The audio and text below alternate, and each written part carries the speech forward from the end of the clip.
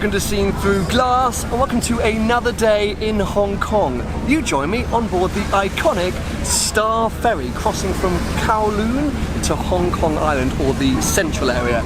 Today I'm indulging in a bit of travel vlogging. I'm just going to be exploring, taking in the sights, the sounds, seeing what this place has to offer, because the few days that I've been here, I've kind of fallen in love. It just has such an air and atmosphere to it, and intrigue. There's just little things going on in all different parts of town. So yeah, as long as we survive this rather rough sea crossing, those of you that know I don't like the sea, you'll know what pain I'm going through. We're going to get to Hong Kong Island and get exploring.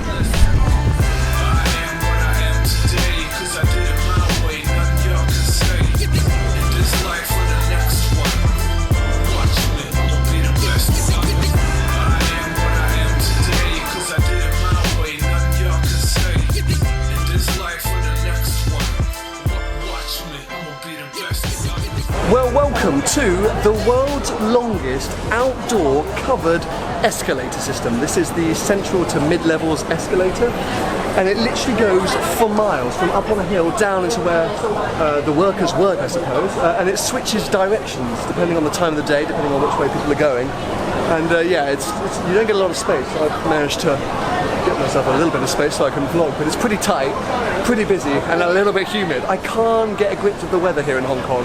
Sometimes it's cloudy, sometimes it's sunny, sometimes it's cold, sometimes it's hot. But yeah, whilst this is covered, I suppose, which is nice from the rain and some of the sun, it does make it a bit sticky, but hey, at least we haven't got to walk. Let's ride the escalator.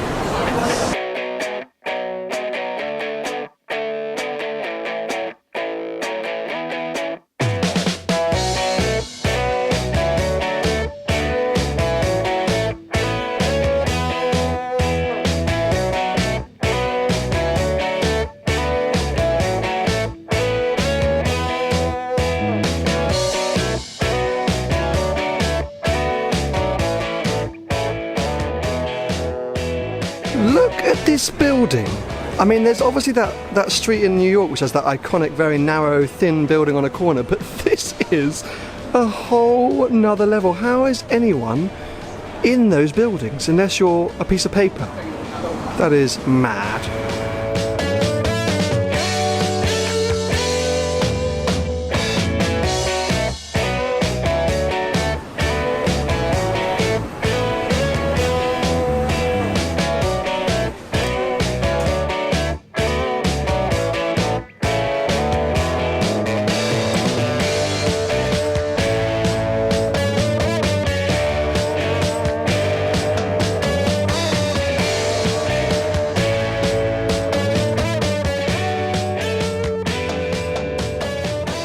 Well, that was the quite mad Peak Tram up here to, I think, Peak Tower in the Victoria Park. It's like the slowest, maddest roller coaster ride you've ever been on in your life. It's so steep at times, it actually hurts your neck. Anyway, we're about to head up to the viewing terrace, I believe, which is an insane viewing point above the whole of Hong Kong Island, so I think the view's going to be pretty insane. But yeah, I'm just recovering from the intense uphill section.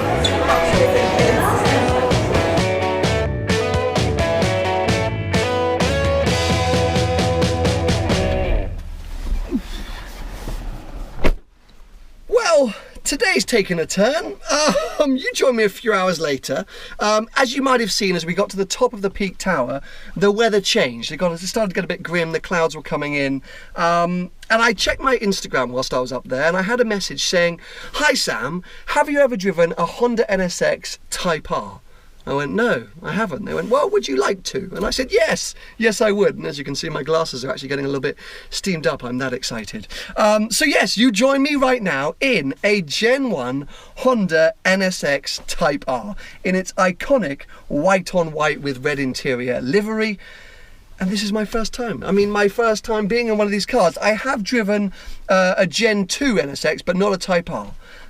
So this is going to be truly special, and as I say, I really wasn't expecting, so I'm a little bit unprepared and we don't have much time, but I've been throwing the key for 5 minutes or so. So I put as many GoPros in the car as possible. We're going to turn it on and just go for a bit of a blast and see what this car's all about before giving it back to the owner, who is a complete legend for giving me this opportunity. A couple of things to note. Sitting in this car, it does immediately feel still like a supercar. We're low. We're sort of sat kind of in the middle. These seats are super hugging. It's wide. I've got these bumps over the front wheel arches. Yeah, it feels good. Everything's slanted away from me. And whilst this is a particularly immaculate version, it doesn't feel that dated, I don't think. I'm just trying to double check that that's how I feel. But yeah, it doesn't. I couldn't tell you if it was a 1995 car or a 2005 car. Interestingly, very little things in here are power assisted, not even the steering. But this carbon fibre bucket seat, power assisted. Wing mirrors, door locks, none of it power assisted. But for some reason, someone in Japan went, no, I must have power assisted seat. Don't know what that accent was. Anyone who's been watching this channel for a long time will know that I'm relatively stereotypical and a tiny bit racist with my accent. It's unintentional. But anyway, enough chat, I think. Let's start this thing up, go for a drive, see what it's all about.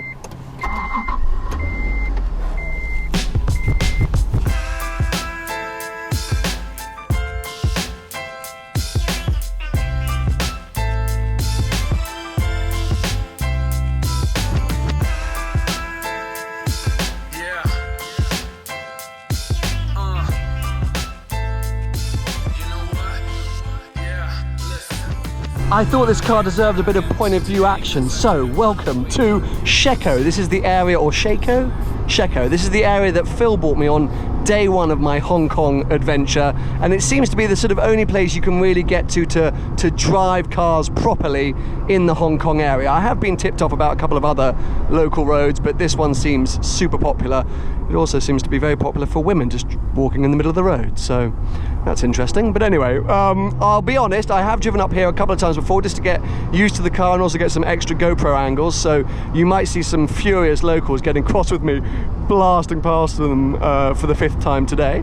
But once we get past these roadworks just on this roundabout, we get to open this Type R up, which will be the first time because I've been very cautious so far. I didn't want to have my first experience off camera.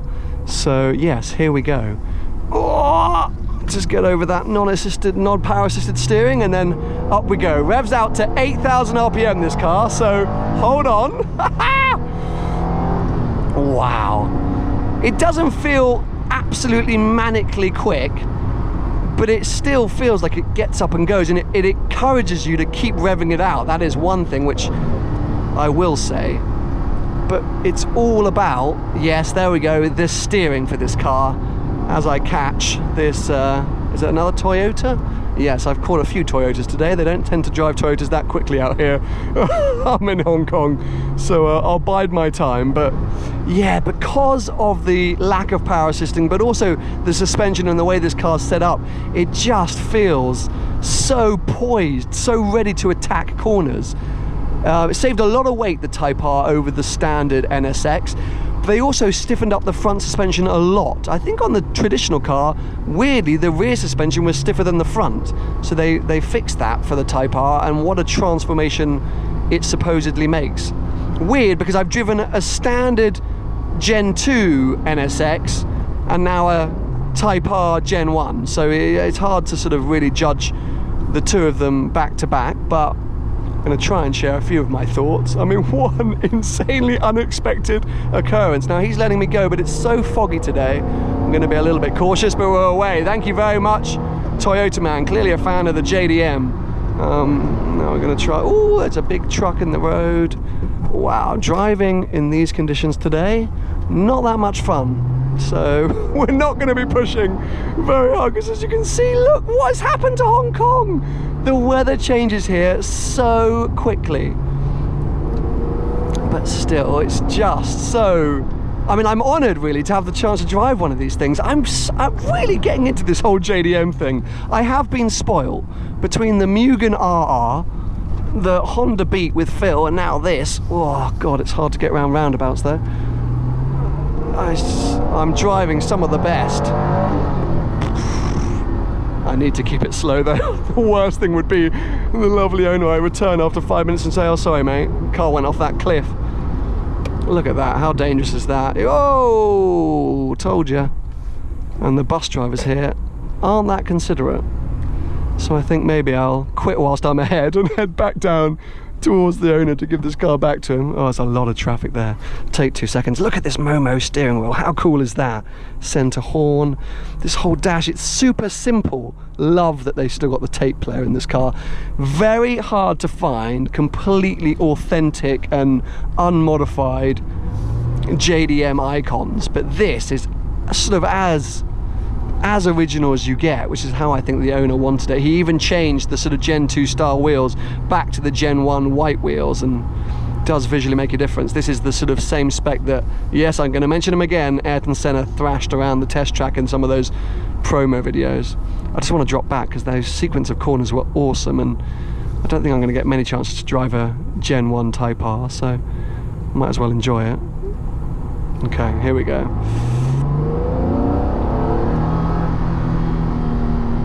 Just, yes, it loads up perfectly. Sounds nice as well. It's a kind of throaty roar. Oh, and there we go. Told you, another Toyota. Classic. But yeah, anyway, what an experience. What a random but awesome experience. I hope you guys have enjoyed this small sort of insight into what it's like to be behind the wheel of an NA1 Type R. Shame it hasn't been on a clear, bright blue day on an empty road, but can't have everything in life. I'm happy, so I hope you are too.